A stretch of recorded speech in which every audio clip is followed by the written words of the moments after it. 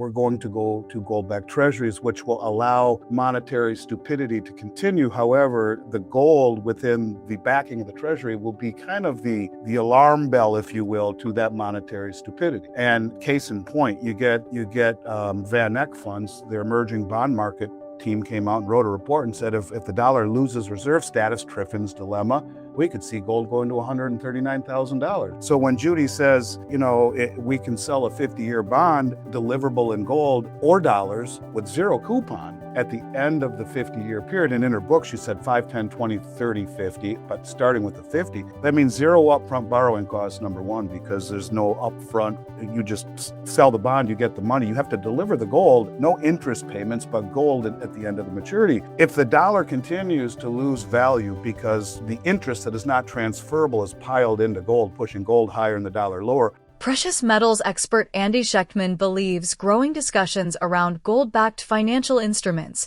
could reshape the future monetary system. Schectman highlights proposals suggesting that gold-backed treasury structures may help restore confidence in government debt while providing an alternative to traditional fiat-based financing. Some analysts argue that if the US dollar gradually loses reserve currency dominance, gold could play a much larger role in global finance. According to Andy Shectman, rising debt levels, monetary expansion, and reserve diversification trends are increasing interest in precious metals. As economic uncertainty persists, gold continues attracting attention as a strategic long-term store of value. Now we present the clips from Andy Shectman's interview. Subscribe now. Metal Moves for daily updates on precious metals, economic trends, and wealth-building opportunities. Stay ahead of the financial shift and never miss a market-moving alert.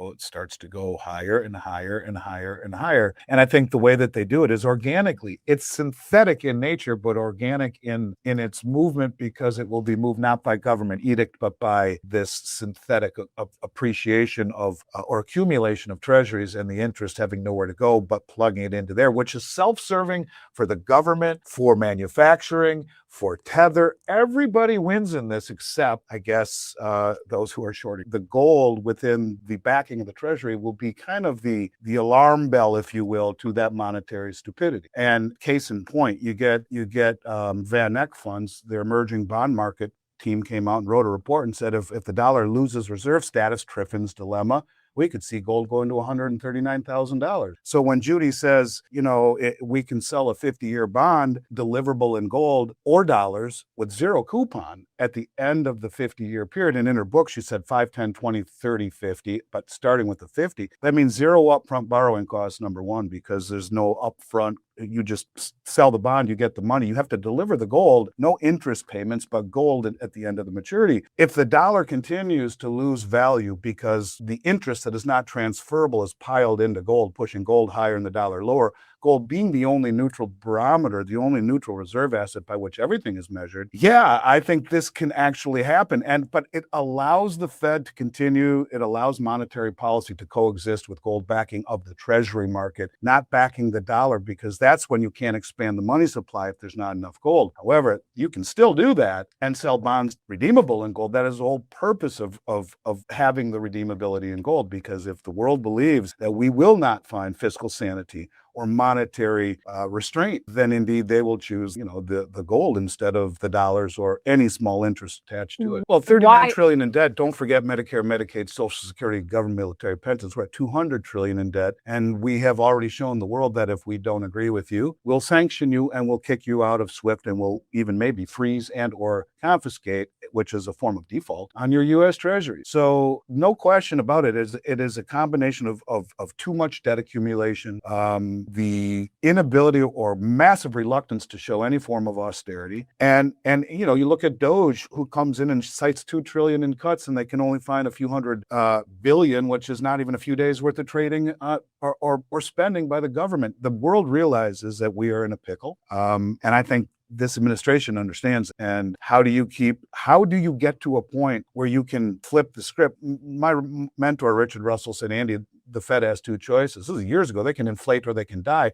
He said, because there's only three ways out of debt. One, you produce more than you consume. Well, That's never been our case. Maybe that's what they're trying to do. You inflate or you default. But to get to the part of producing more than we consume because we've offshored everything because of Triffin's dilemma is going to take a Herculean task. It's going to take time. And so you start by backing the Treasury with gold to continue to facilitate investment in the country. At the same time, you can start to pare down your balance sheet. You can do the austerity. You can do these things because the front end of the curve is being synthetically hammered to the ground through money movement. It's diabolically genius. I mean, if I had to guess, I would say it's going to happen. Now, I've been disappointed before, but everything points to me this is their one path out where you can inflate and you can also bring back manufacturing to bring back your ability to produce more than you consume, because we're so far past that. If we don't, the fat lady is singing, she's warming up. But in terms of the whole plan, yeah, there's a gap where it's going to be tough. But you can look your children in the face and say, you know what? You and your kids will have a future if this goes. If you put the pieces together with the Genius Act, the finalizing of the Clarity Act, interest can't be transferable, so the issuer has to hold it. What is the issuer, the primary issuer, Tether? What have they been doing? They've been buying more gold than anyone in the world but the country of Poland. And could that be? Remember now look, there's a fine line between conspiracy and reality.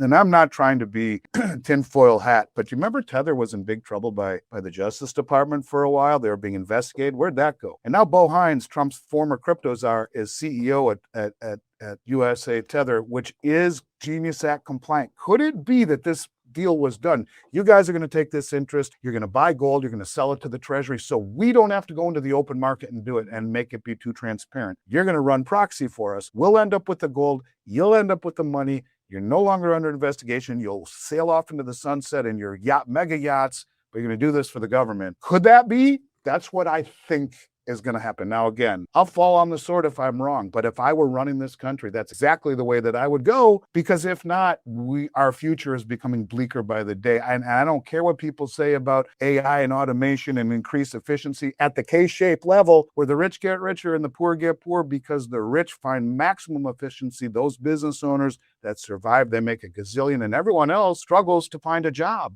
in the face of increased automation and robotics and all of these things. If we don't bring back manufacturing, the future in this country is not what it was when I was a kid, for sure. And I have young kids that I'm concerned about their future. This gives us a chance to bridge the gap between consuming far more than we've ever produced to switching the tables like we used to be and producing more than we. Andy Shectman believes growing interest in gold-backed financial structures could play a major role in the future monetary system.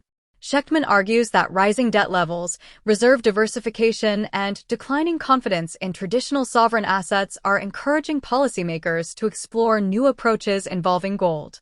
He suggests that gold-backed Treasury instruments could allow governments to maintain market confidence while addressing long-term fiscal challenges. According to Andy Shectman, central banks, stablecoin issuers, and global investors are increasingly recognizing gold's role as a neutral reserve asset. As monetary uncertainty grows, gold continues attracting attention as a strategic store of value. Let's get back to the interview. He said, we're not going to revalue gold. Now, think of the genius of it. No, we're not. But we're going to set up a proxy who's going to buy the crap out of it because the interest is not transferable. That proxy, which would be not only Tether, but JP Morgan and Morgan Stanley and all the banks that are going to issue their own stablecoins, they'll all do the same thing. They'll push gold to the moon, and a large portion of that gold is going to end up back with the Treasury. Did he explicitly say we're not going to revalue gold, or did he say we're not going to?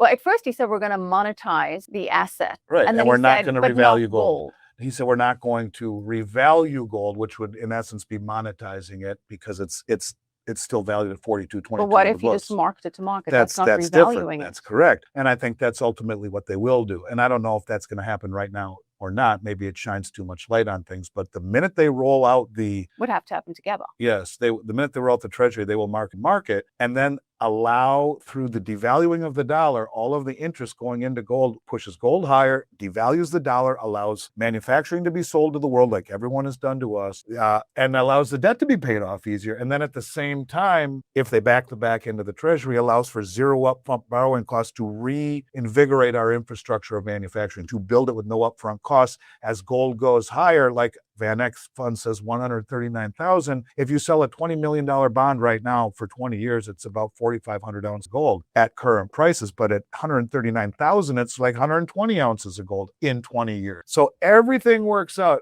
including the amount of gold you have to pay back. The Asian countries, which are their largest trading partner by far, 800 million people, twice that of the United States, are now using SIPs. You're seeing all of these countries sign deals to trade unilaterally with one another so that you have local currencies trading with one another, and instead of one currency, everyone trades their own, and the settlement vehicle is gold instead of US Treasuries. That's what it's going to be in the global south. And I think I think that this administration is happy with that. In other words, you soft default on the reserve status of the dollar. You maintain the dollar's use for trade and for a unit of account. But if you save in dollars, you're going to go. And I think that's where gold comes into play, because people would say, well, what the hell do I want to hold treasuries for if they're inflating away and they're changing the metric by which we gauge inflation? Screw it. No, fine. Here's gold. We'll peg it to it. It's deliverable. Boom. You just all of a sudden fixed all angles. And I don't know, to me, it's very simplistic. It's very elegant. It's very easy. It would work, I think. You have Mbridge, which is a rail. You have SIPs, the cross interbank payment system Chinese, which is also a rail. But the real question is what settles on top of that rail. And this is where the BRICS unit idea becomes so important. It's a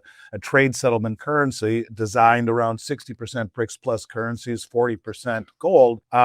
Why not just the yuan? Why not go it alone? Because that's not what the BRICS system is. What they are framing it as to not bring into the mix Trump's anger over the BRICS countries unifying a new settlement system, is the internationalization of the yuan. And they're tying it to the expansion of the Shanghai Metals Exchange, where you're having, the Saudi Arabia's one on Mbridge. Well, the one in Saudi Arabia is now operational. Their vault is operational. The next one is being built in the United Arab Emirates. Oh, that's right. They're a member of Mbridge too. And then the first one is in Hong Kong. Oh, that's right. They're a member of Mbridge too, aren't they? That's right. And so China, the Shanghai Metal, they're a member of Mbridge too. So you have China, Shanghai, Hong Kong, Saudi Arabia, United Arab Emirates. Geez, that's interesting. Now, I haven't seen one in Thailand yet. Maybe that's next on the horizon, but expansion of the exchange where you settle imbalances in gold, and it is the expansion of the digital yuan, or the international, the renminbi. Anyway, you look at it, that's how it's being framed, but it is the rails of the BRICS unit. And I think you will see this happen, where countries will trade with one another using their own currencies, settling imbalances in gold. And at first it will the actual white paper on it says the BRICS plus countries. Well, there's a whole bunch of BRICS. There's 10 or 11 countries that are already part of BRICS, plus 30 or 40 more that have expressed interest. Now, again, I talk about this all the time. When you were at your last employer, the last interview I did with you before we so wonderfully began working together. Happiest moment of my life. And mine. And you said, but Andy, the BIS and their innovation hub is a Western institution. Andy Shectman argues that governments may not formally revalue gold, but market forces could drive a massive rise in gold prices through growing demand from stablecoin issuers, banks, and sovereign institutions. Schectman suggests that gold-backed financial structures, reserve diversification, and shifting global trade settlement systems could gradually elevate gold's role in the international monetary system. He also highlights the expansion of BRICS-related payment networks and gold settlement mechanisms as signs of a changing financial order. As nations seek alternatives to traditional reserve assets, gold could become an increasingly important pillar of global collateral and wealth preservation strategies. Let us know your opinion on this analysis in the comments below. If you enjoyed this video and found it valuable, make sure to subscribe and enable notifications so you never miss our latest updates on gold, silver, crypto, and global markets. Thanks for watching The Metal Moves. We'll see you in the next video.